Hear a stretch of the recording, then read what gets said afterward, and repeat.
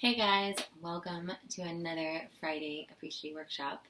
And today I wanted to talk to you about a subject that has been uber present for me and a lot of my friends in this past eclipse season, Mercury retrograde.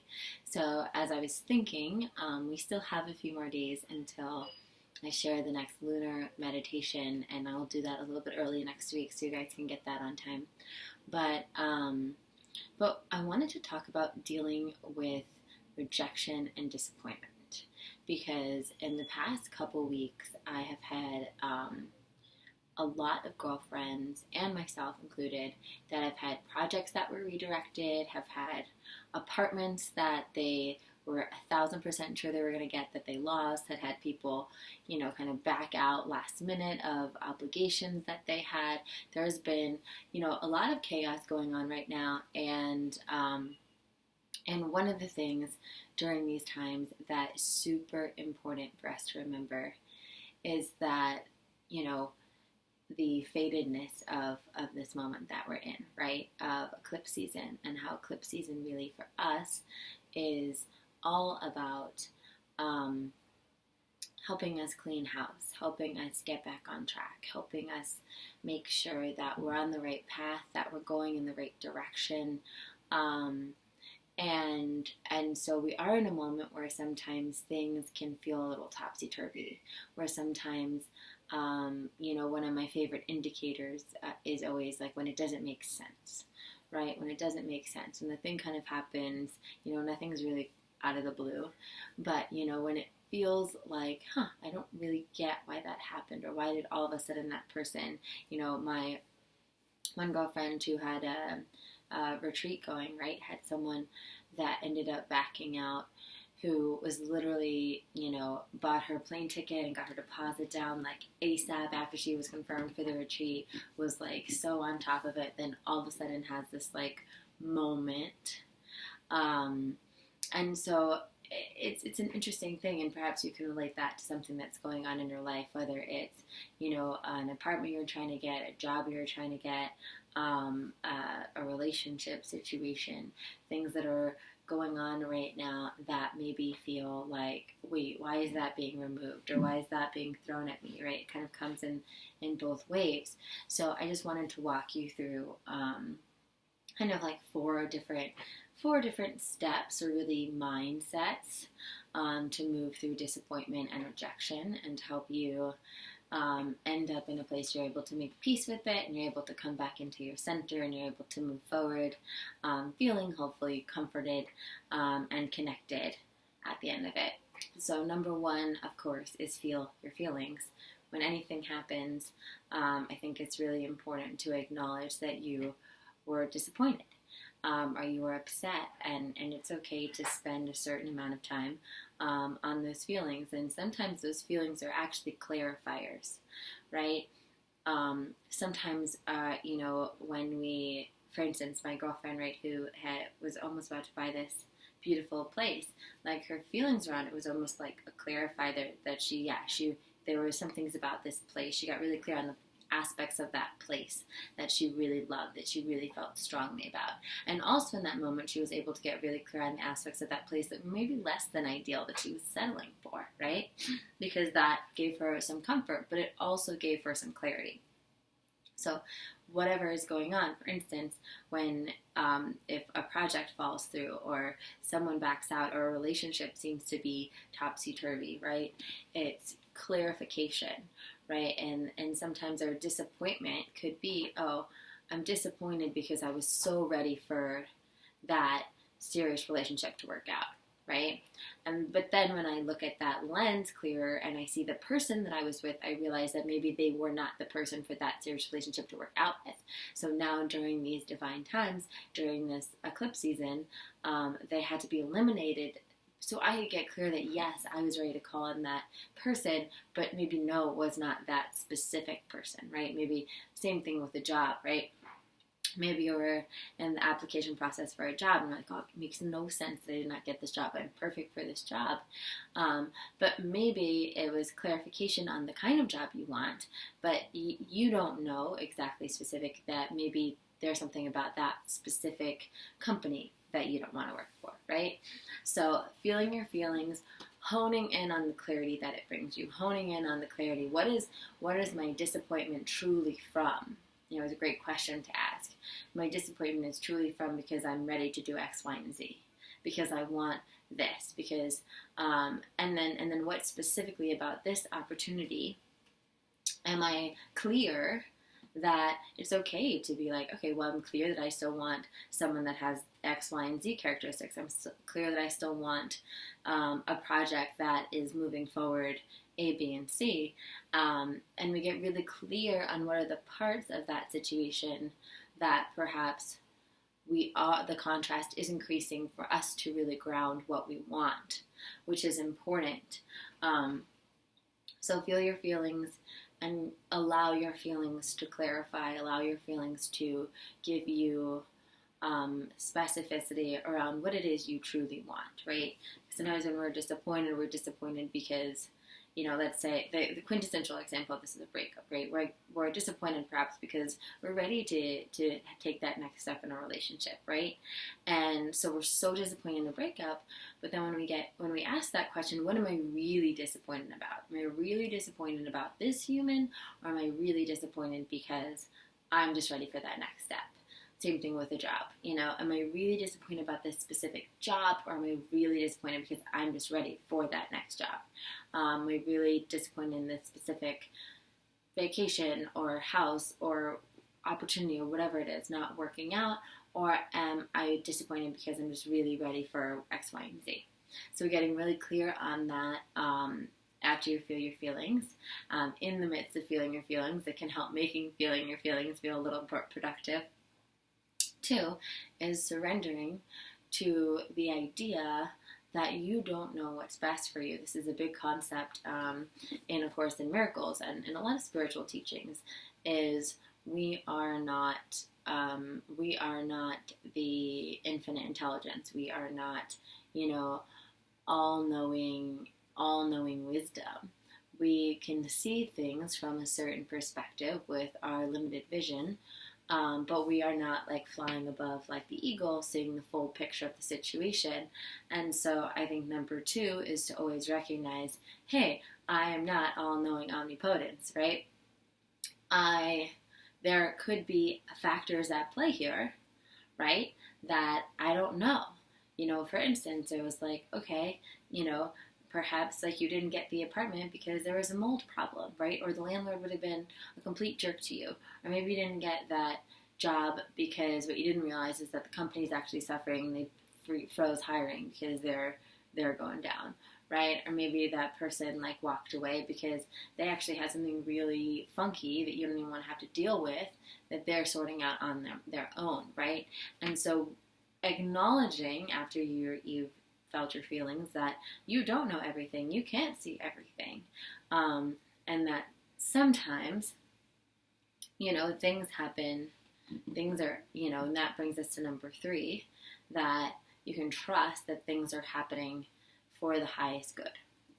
And so acknowledging, 1, that you don't know ultimately what's best for you. You think you know what's best for you, but you think maybe perhaps in general what's best for you, but you don't know in specific. So maybe you know that you're ready for that next job, but you might not know because you don't know the inner workings of all these different companies. You think you have an idea, right? But that's why we surrender it up to God. We surrender it up to a higher power.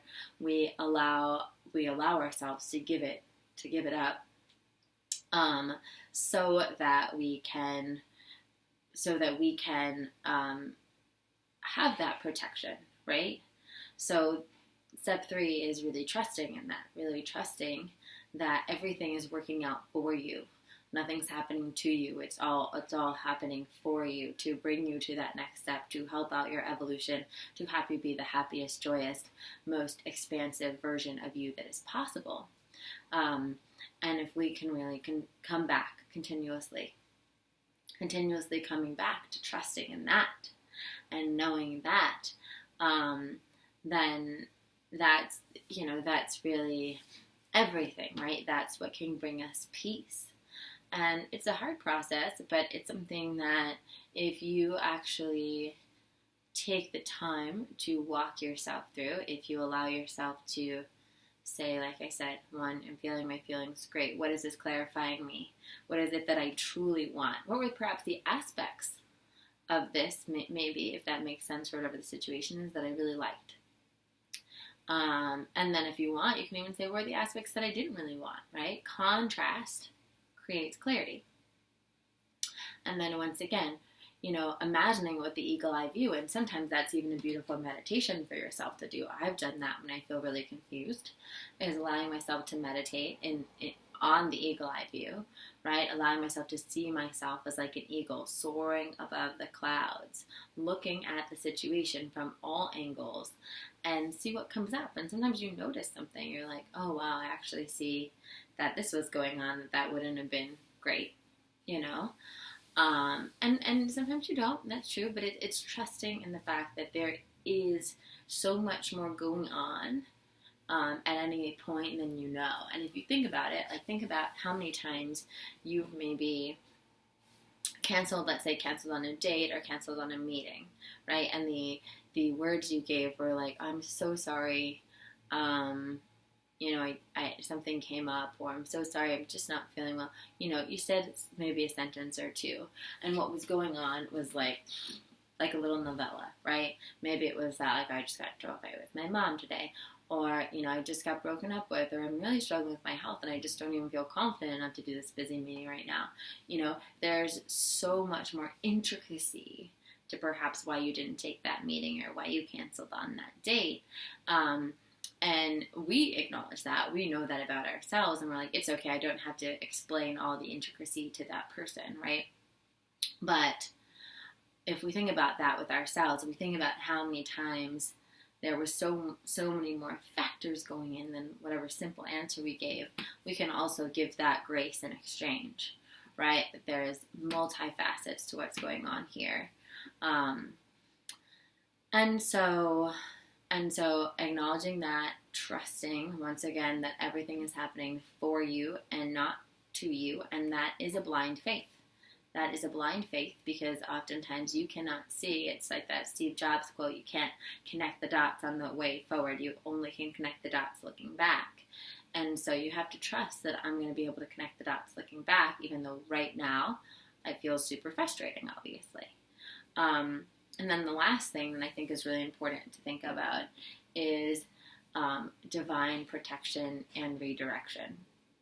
So when something doesn't happen, we can think of it as two things: divine protection and divine redirection. And both are somewhat the same, right? So that goes back to that concept of, kind of what I was just saying about the house, right? It could be divine protection. Maybe there was mold in that house that you couldn't have possibly known about before, living there, and they were protected. Maybe there was a crazy neighbor, right, that they didn't know about, and because it didn't go through, they were protected. Like I said, maybe you would have joined that company and found out that your boss was, very inappropriate and made you uncomfortable or whatnot, right? It would have made your work life really stressful. Divine protection. Perhaps you're going down the wrong path, and you're needing a little divine redirection. So that is something that's very common, especially during eclipse season. If any of you guys are listening in your Saturn return, lots of divine redirection in your Saturn return, and things will be slapped away from you left and right. Similar to eclipse season, where you can really think, okay, if I'm, for instance, let's say you're like, oh, I want to get this job in Miami, right? I'm going to go to Miami. I want to get this job in Miami. I'm going to move to Miami. And then all of a sudden, you get a much better offer for a job you're even more excited about in New York. And you're like, whoa, I was like so psyched to go to Miami. Now I'm kind of confused, right? It's kind of trusting the divine redirection. Trusting that, if you get, one of the things I love that Abraham Hicks says is that when we get really clear on how we desire to feel, when we get really clear, like, what is the feeling of having that thing? What is the feeling of having that relationship, that project, that money, that house, that living situation, that travel situation, whatever it is. we get really clear on how it's going to feel when we have it, the happiness, the joy, the relief, the peace, right, that it's going to feel, then we create this rocket ship, right, that allows us to show up for it and allows everything that's not going to give us that feeling to be released. So we get really clear on how we want to feel when that thing actually does happen, and we trust that the universe is going to work out all the little details that are going to make us feel that way. And so if we're burrowing forward towards something that we think is what we want, but would not elicit that feeling, which is what we truly desire, right? That feeling of whatever, happiness, contentment, joy, peace, that we assume is going to come from the completion of whatever that is, then it is eliminated from us, then it is redirected from us. And like I said, this is where a lot of blind faith comes in. This is what I tell my practical magic girls, this is what we train for. We train for these moments so that we can be peaceful in them, so that we can be trusting in them, because they are innately, naturally hard to be peaceful and trusting in, right? These are the times where our faith is tested. These are the times where you believe or you don't believe. And these are the times where us coming back to our surrender, coming back to our practice, allowing ourselves to trust. We always say, let go and let God, or give it up to God, give it up to your higher power, let your angels or your guides take care of it, right? It's really easy to say that when everything's going peachy. Can you still trust that when things are not? Can you still trust that when you've been disappointed, when you've been rejected, when you've been frustrated with what's going on? Because that's the real test. So I hope that this was helpful for you guys navigating eclipse season right now in Mercury retrograde. We will have, we still have some more time in this beautiful portal right now, and it's more important than ever to just trust. Astrologically, everything that's happening is very divinely fated. So if something is not happening, then it's not meant to, which is frustrating, right? And I understand that, and trust me, this video is not because I don't sympathize or feel for that. I of course do. I'm still very human and feel these feelings too. But it's just a reminder. It's a reminder that this is what we do this work for. This is what you show up for each week, for your meditation. This is what what you pray for, whoever you pray to, so that we can trust, so that we can surrender, so we can understand that we don't have the all-knowing infinite intelligence, but there is an energy out there that does, and it is working in our highest good.